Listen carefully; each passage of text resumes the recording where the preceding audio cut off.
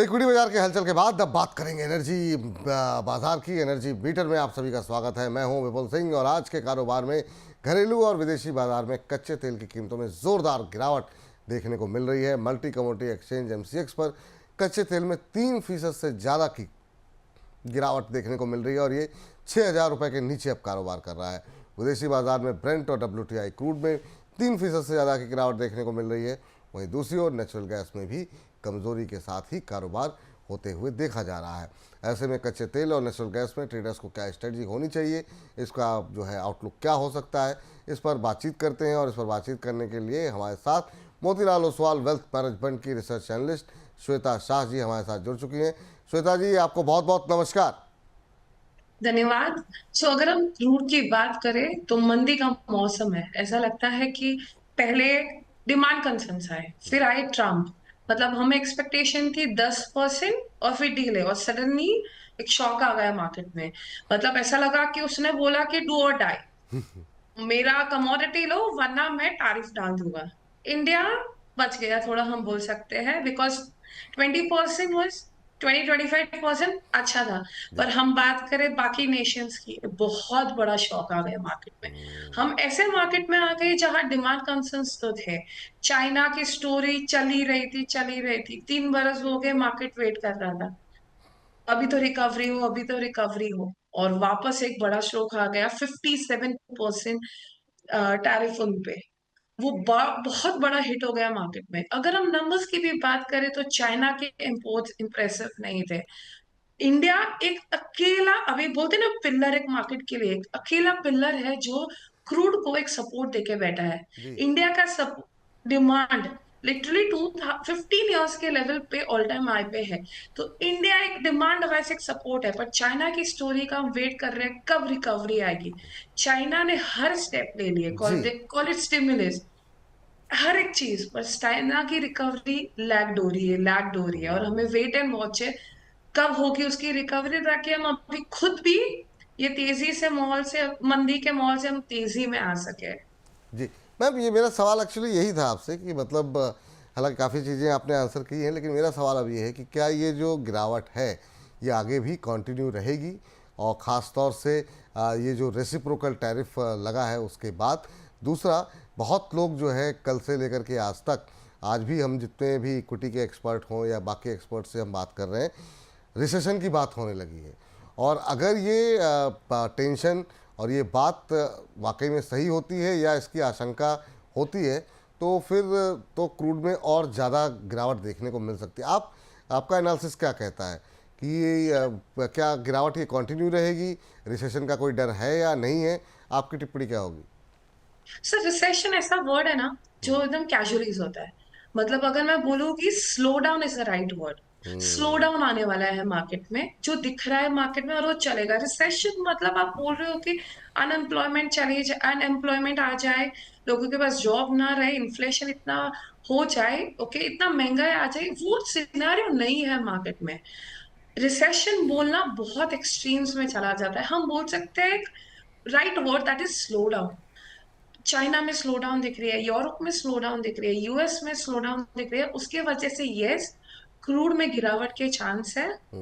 अगर आप ये बोलोगे कि दूसरा सवाल कि ये सेल ऑफ दिखेगा, सर क्या हुआ है क्रूड में, एक अभी है ना सीसॉ चल रहा है। हम जैसे सीसॉ में रहते हैं ना, एक सेट जियोपॉलिटिकल रिस्क है, कभी जियोपॉलिटिकल रिस्क के पत्ते आते हैं, कभी स्लो डाउन के पत्ते आते हैं। अभी जी। 1-2 दिन पहले मार्केट पॉलिटिकल रिस्क के प्रीमियम पे आगे जा रहा था। जी। मतलब बोल दो अब ईरान का, गाजा का, रशिया पे सैंक्शंस लगे, वेनेजुला पे जो सैंक्शंस लगे, ईरान पे जो सैंक्शंस लगे, मार्केट दोनों साइड को देख रहा है और बोल रहा है एक साइड जियोपॉलिटिकल प्रीमियम है $2-3 का, और दूसरी साइड से डिमांड स्लो डाउन स्टोरी चल रही है। ऊपर से ट्रम्प ने आके और एक गिफ्ट दे दिया मार्केट को।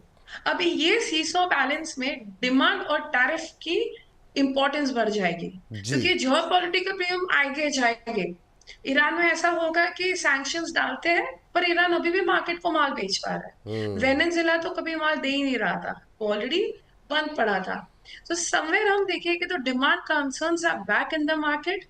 अगर आप रिसेशन की बात करो तो 57% चांस जो आया है बहुत फार फेच हो जाता है बोलना कि क्रूड में इतना ज्यादा नेगेटिविटी आएगी। नहीं, कल एक रिपोर्ट आया था चाइना के इंटरनल कमिटी से, जहाँ चाइना में दिख रहा है कि उन्होंने जितना भी मेहनत किया है, मतलब जितने भी स्टिमुलस डाले हैं, पैसे डाले हैं, लिक्विडिटी इन्फ्यूज की है, वो स्लो एंड स्टेडी दिखने लगे हैं। आप उनके जी पीएमआई नंबर्स देख लीजिए, आप उनके इंपोर्ट नंबर देख लीजिए, slow and steady. China is in the race और slow and steady wins the race. और हमें ये रिकवरी दिखेगी।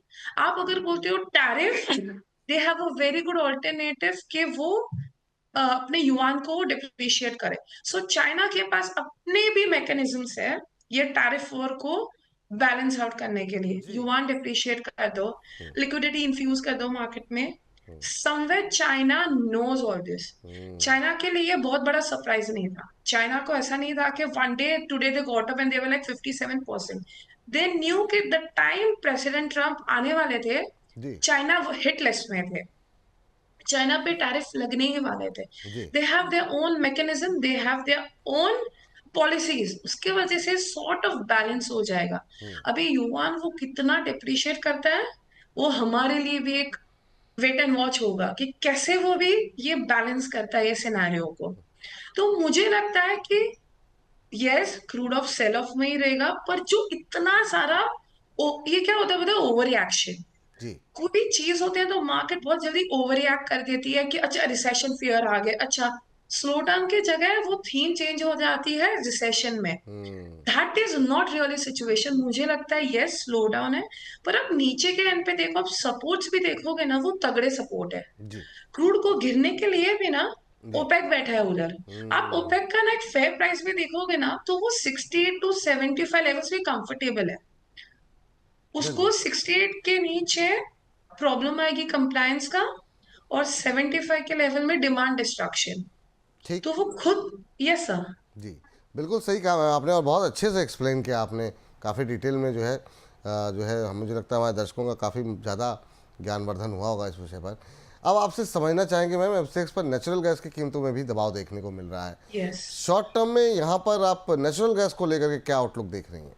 यस सर, नेचुरल गैस अभी एक सीजनल कमोडिटी बन गया है। अभी उनका पीरियड आ रहा है वो वार्म सीजन, और जितनी भी तेजी थी जो ठंडी की, वो खत्म हो गई है। अभी वो पीरियड आ जाए जब यूएस सब लोग माल इंजेक्ट करना चालू करेंगे विंटर्स के लिए। अगर आप मुझे नेचुरल गैस बोलोगे ना, मैं दो टाइम में इसका आंसर दूंगी, शॉर्ट टर्म और लॉन्ग टर्म। शॉर्ट टर्म में नेचुरल गैस में अभी के लिए मंदी है। क्यों? क्योंकि यूरोप को यूएस माल दे रहा है, यूएस अपना इन्वेंट्रीज भरना चालू कर देगा, अभी मेंटेनेंस सीजन भी आएगा, सब आएगा, उसकी वजह से नेचुरल गैस की डिमांड कम हो जाती है इस पीरियड में। आप बोलो ऑल्टरनेटिव सोर्स ज्यादा यूसेज में आ जाता है। जब नेचुरल गैस के भाव भाव बहुत ऊपर जाते हैं, तो लोग कोल प्रेफर करते हैं, क्रूड प्रेफर करते हैं, सब चीजें to balance out natural gas का यूसेज को। तो इस टाइम पे मुझे नेचुरल गैस में गिरावट लग रही है। पर आप मुझे होलसम पीछे पूछे, नेचुरल गैस बहुत बड़ी तेजी के लिए स्टार्ट हो रहा है। क्यों? ट्रम्प आज बोलते हैं ना, क्रूड एक वाइल्ड कार्ड होता है हर कमोडिटी के लिए। नेचुरल गैस एक छुपा रुस्तम है जिसकी वाइल्ड कार्ड है ट्रम्प, जो विंटर्स में हमें दिखना चालू हो जाएगा। क्यों? आप ट्रम्प की सारी स्ट्रैटेजीज देखोगे तो उसके सारे स्ट्रैटेजीज कमोडिटी बेस्ड है। जी वो वर्ल्ड को क्या बोल रहा है कि मैं आप पे टैरिफ नहीं लगाऊंगा, मैं आप पे रूड नहीं रहूंगा, आप एक ही चीज कीजिए, कौन मेरा सी? नेचुरल गैस ले लीजिए, क्रूड ले लीजिए। जी और वही वो करना चाहता है। वो इंडिया के पास आया, इंडिया को बोला आप मेरा एलएनजी ले लो, मैं आपको फ्री कर दूंगा टैरिफ के फेयर से। जी वो यूरो को भी वही बोल रहा है। वो क्या कर रहा है, इस सब की वजह से एलएनजी एक्सपोर्ट्स को बढ़ावा दे रहा है। जो प्रेसिडेंट बाइडेन ने बंद कर दिए थे पाइपलाइंस टर्मिनल्स, वो सबको एक्सपोर्ट कोटा लेके बैठने वाला है। तो उससे क्या होगा, सारे एक्सपोर्ट होगा, डिमांड आएगी। और हमें पता है कि यूरोप को विंटर्स आएंगे, तब विंटर्स में रशिया माल नहीं दे सकता है, तब यूएस ही होगा वर्ल्ड में जो सबको माल दे सकता है sir. So that's where I am seeing that natural gas की दो स्टोरीज आने वाली है। जी short term sort of a sale mode, because अभी विंटर्स भी चले गए हैं, जी जी कोई एस्केलेशन भी नहीं हो रहा है, रशिया यूक्रेन स्टेल मोड पे है। और एक लॉन्ग टर्म स्टोरी हो रही है जो सिर्फ प्रेसिडेंट ट्रम्प के वजह से बड़ी तेजी आने वाली है। ठीक। इस बीच जो है हमारे एक दर्शक हैं, वो श्वेता जी से जानना चाह रहे हैं। HLGRSC कह रहे हैं, श्वेता जी को नमस्कार, भारत में शेयर मार्केट कमाने नहीं दे रहे हैं। सब मैम जो है वो अभी आपको ये नहीं बताएंगी शेयर बाज़ार में कहाँ पैसे बनेंगे, मैम आपको ये बताएंगी कि इस समय एनर्जी मार्केट में कहाँ पैसे बनेंगे। और आप काफ़ी देर से हम लोग शेयर बाज़ार की बात कर रहे थे, तो अब जो है एनर्जी मार्केट में कहाँ पर ट्रेडिंग अपॉर्चुनिटीज़ है वो उसको जानने का वक्त हो गया है। मैम, कच्चे तेल और नेचुरल गैस इन दोनों में ही अभी दबाव है, अभी यहाँ पर क्या ट्रेड इनिशिएट करें, मंदी करें, तेज़ी करें, आपकी सलाह क्या रहेगी करंट लेवल पे? है।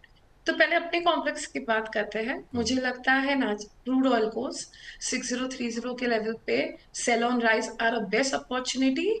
और अब नेचुरल गैस की भी बात करो तो नेचुरल गैस का हमारा खुद का एक क्वार्टरली है। अगर आप मोतीलाल का चेक करोगे तो नेचुरल गैस का हमें लगता है वो 310 के लेवल पे भी जा पाएगा। अभी का प्राइस है 348। तो I feel sir, natural gas is a beautiful opportunity, crude is a beautiful opportunity to sell on rise। अगर आपको इसमें नहीं जाना है then gold and silver are the best commodities। अभी थोड़ा सा सेल ऑफ दिखने मिलेगा क्योंकि अभी ग्लोबल टेंशन सब बाहर आ गए हैं, पर any time dip buying is the best opportunity for gold and silver. जब इक्विटी थोड़ा हमें हेल्प नहीं करता है, हमें ट्वीक हो जाना चाहिए प्रेशियस मेटल पे at this point of time, जब geopolitical premium everything political tensions precious metal pack को एक बड़ा किक दे रहे हैं। तो सर आई वुड से जी, crude oil, natural gas sell on rise, but gold and silver do buy it, keep it in a portfolio and hedge it, because ऐसा माहौल बन रहा है ना कि क्रूड गोल्ड और सिल्वर नहीं रहे ना तो आप जी, मिस आउट कर रहे हो। बिल्कुल बिल्कुल सही कहा मैम आपने। और काफ़ी शानदार तेज़ी रही है गोल्ड और सिल्वर के अंदर, बहुत बहुत अच्छी तेज़ी रही है। और मैम बहुत अच्छा लगा आपसे बातचीत करके, और हमारे दर्शकों को भी मुझे लगता है काफ़ी जानकारी मिली होगी कच्चे तेल और नेचुरल गैस में क्या कुछ इस समय दुनिया भर में हो रहा है, चीन, अमेरिका, तमाम चीज़ों को आपने काफ़ी अच्छे से एक्सप्लेन किया। Thank you, Thank you so धन्यवाद much। आपका आज की इस चर्चा में जुड़ने के लिए और अपना महत्वपूर्ण समय देने के लिए।